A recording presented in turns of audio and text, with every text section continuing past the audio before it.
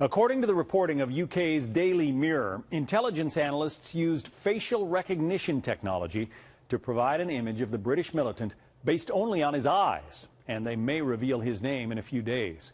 There's still no word if the same militant was responsible for the beheading of a second journalist, Stephen Sotloff.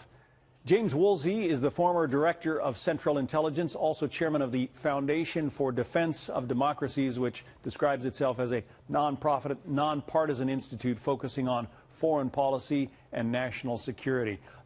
No surprise, I suppose, that they are able to come up with an ID on this guy. How big a deal is that? I think anybody who has lost a relative or friend or even just another American that people care about would be delighted to see this guy be at the other end of a drone strike. But it's not the heart of the matter. We didn't win World War II by going after Adolf Eichmann. It's not the executioners you want to get. It's the heart of their military capability, and that's the heart of the matter. We have to be able to take out ISIS's military capability. So as long as they have free reign in Syria and large swaths of Iraq, that to you is the bigger issue. Absolutely. You know, President Obama, late Fuad Ajami once said that he was sort of like a constitutional scholar lost among the thugs.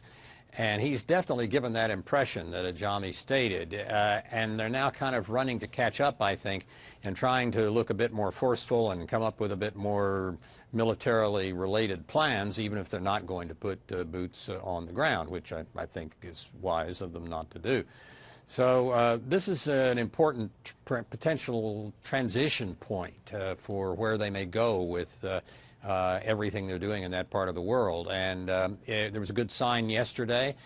Some of the Sunni tribes who had stayed away from working with us because Maliki was doing such an awful job in Iraq, they are now starting to come back. These are the people who fought side by side with us in the surge back in '06 and '07.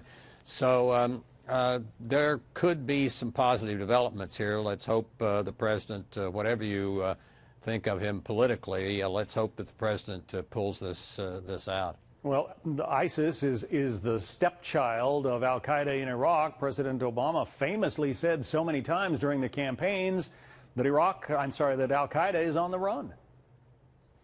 Yes, well, the problem is that the facts caught up with their narrative and passed the narrative. And so the narrative, which is that we've won the war and the war is over because we've left and we killed bin Laden, so terrorism is over, those all kind of fell apart with ISIS.